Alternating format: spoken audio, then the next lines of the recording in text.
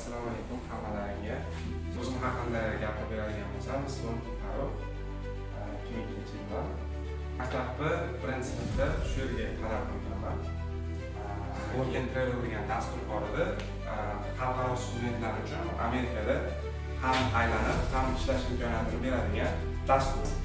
Birinchi yilda shu 4 oy muddatga yozda biz o'qishga qatnashib bo'lganim uchun borganmiz. Ish joyimiz, turar joyimiz aniq edi.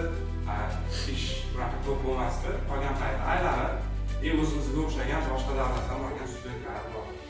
Birinchi yil borganimda o'zida o'sha arab davlatlaridan studentlar bor edi, Yevropa davlatlaridan,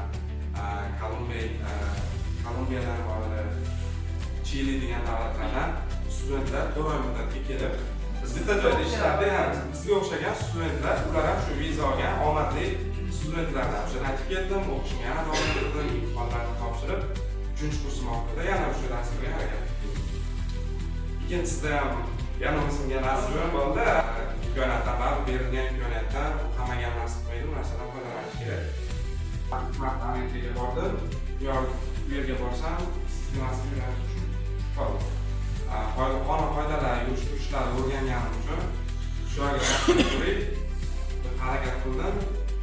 1 yil davomida tibbiy sertifikatlarni yana yangiladim, narsalarini qo'llardim. Keyin taqdim topshirdim, vizaga tayyorlandim. Hozirda Amerikaning Kansas shahri bor, Missuri shtatida. O'sha yerda Avila degan universitet bor. Magistraturada biznes menejment yo'nalishi bo'yicha o'qishni boshladim may oyida.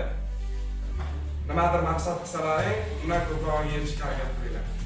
Faqat o'shanga yetsam bo'ldi deb cheklov qo'ymanglar o'zingizlarga, chunki imkoniyatlar orzu qilish, shunga harakat qilishni cheklovi yo'q.